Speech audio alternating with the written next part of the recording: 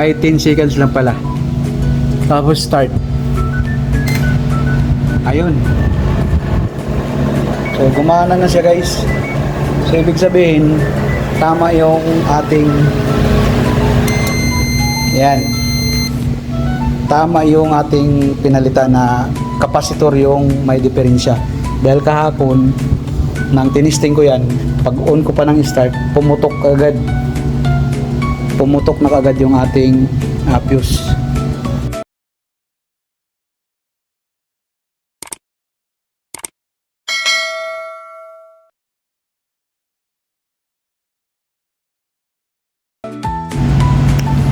Hello mga ka-DI. Magandang hapon sa atin mga ka-DI. For today's video guys, mayroon akong ginagawa ngayon. Isang microwave oven guys, galing din sa isa sa mga unit owner dito sa taas. At binaba ko to kahapon. And then sinick up ko siya guys. So wala siyang power. So nang makita ko siya at tinisting ko, wala nga talaga siyang power. Pero nang binuksan ko yung microwave oven guys, nakita ko yung fuse niya ay pumutok siya. So pag ganyan kasi ang sistema ng microwave oven, so yung mga parts na rito sa high voltage ay may shortage yan guys. So yun ang nakita ko at na-check ko kahapon to at ang diferensya nito is yung high voltage capacitor niya guys. So nakabili din ako doon sa online at dumating ngayon.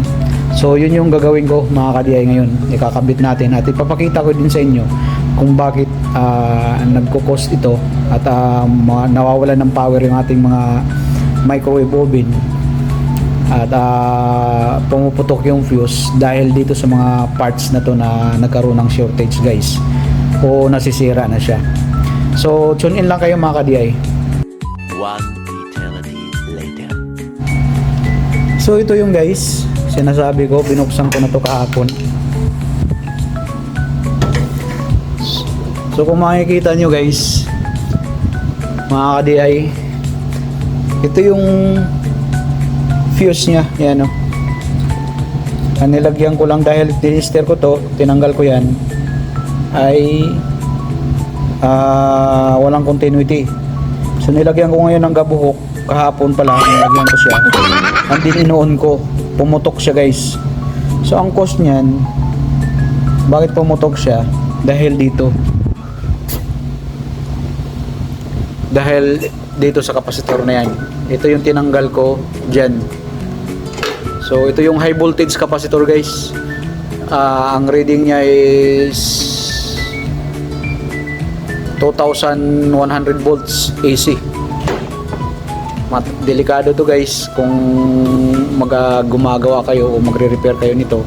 Siguraduhin nyo na i-short nyo muna to para mag-discharge ng kuryente dahil high voltage to. Nakakamatay to guys.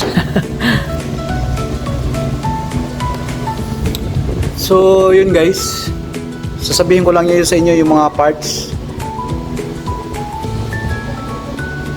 Ito yung parts ng magnetron natin. Ito yung nagbibigay ng init dito sa loob. Ito siya. Ito naman yung high voltage natin na transformer. Yan guys. At ito naman yung high voltage diode. Kung ito rin na maging shortage, ito guys, okay ito. So ito mga ka-DI ay na-tester ko na to. Yung high voltage diode niya, okay to siya. So may diferensya lang talaga ito. Kung tester niyo to guys, dapat isi-set niyo sa ang setting niyo is 1K o di kaya 100K. Doon niyo matitester ang transformer nito guys. So tune in lang kayo mga DI at ay kakabit ko to siya. At ito yung bago guys na binili ko. na dumating ngayon lang. So ipapakita ko sa inyo kung anong diferensya pag tinitester natin guys ha. One eternity later. So ito mga ka-DI, ito yung sira na tester ko guys. Ito yung luma. Ito yung binili kong bago guys. Galing online, Lazada.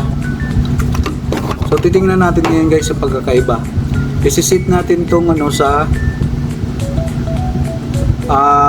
times 1K. Yan, nakasit siya sa times 1K.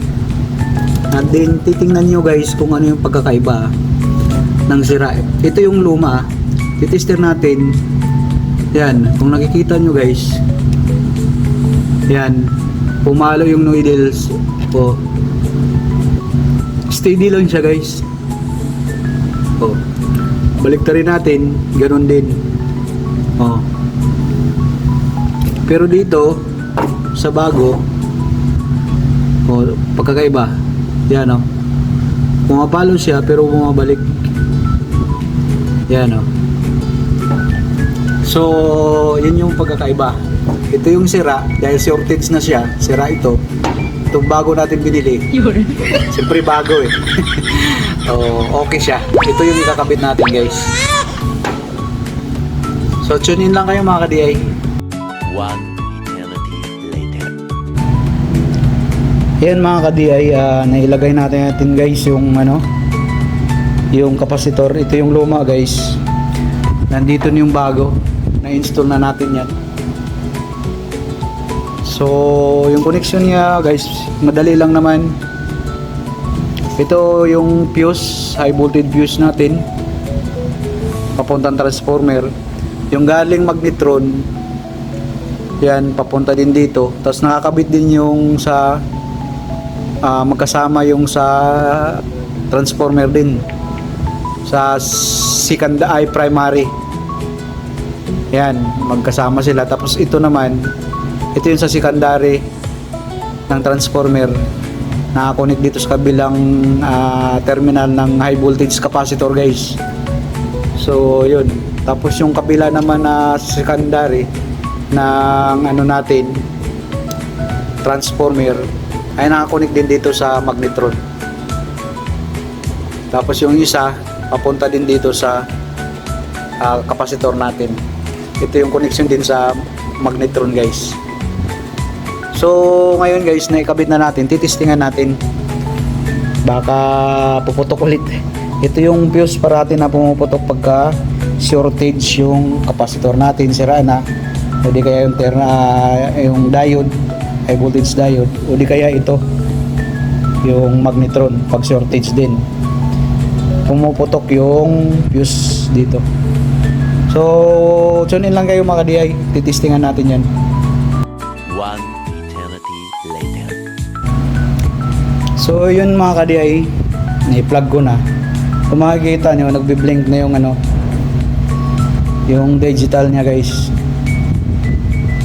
Pero para natin malaman na okay na siya, siyempre paganahin natin guys, para malaman natin na okay na siya at umiinit na siya guys.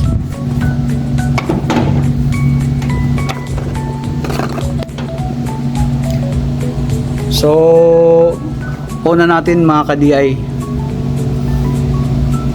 paano ba to? Yan, lagay natin sa 30 seconds.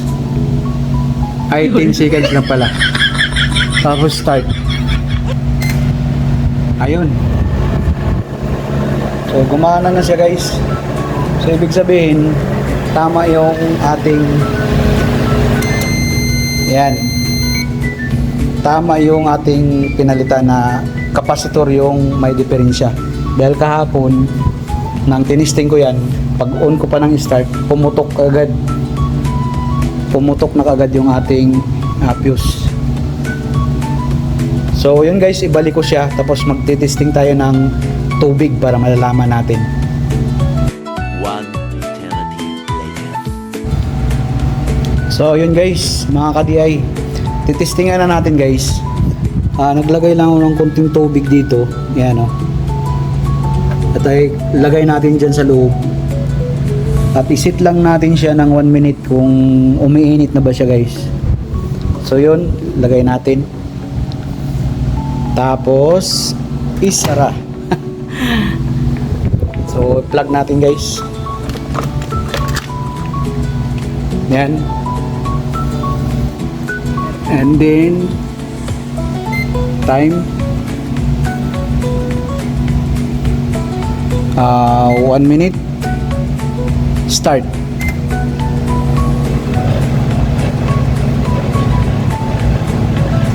So malalaman natin mga ka-DI kung iinit siya. So umiikot naman yung laman sa loob. Yan. So 36, 35 hanggang matapos yan mga ka-DI, malalaman natin kung umiinit siya. So yan, makikita natin.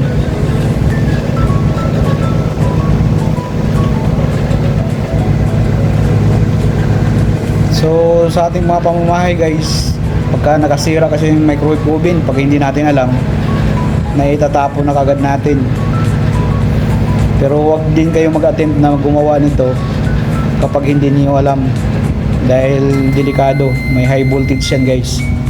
So bunutin natin guys, tingnan natin kung uminit. Yun. Oh, ay, ang init. Mainit yung tubig guys. Init. Hindi lang talaga yan o, nagmo-moist siya kung nakikita nyo guys. Yan. So yun lang mga ka-DI, hanggang dito lang yung aking video guys, at sana ay may konti kayong nalalaman sa aking video. At doon sa aking mga subscriber, salamat, at sa hindi pa nakapag-subscribe, subscribe kayo guys, and don't forget to hit the notification bell para updated kayo sa aking mga video pang darating guys. God bless sa ating lahat sa mga nanonood.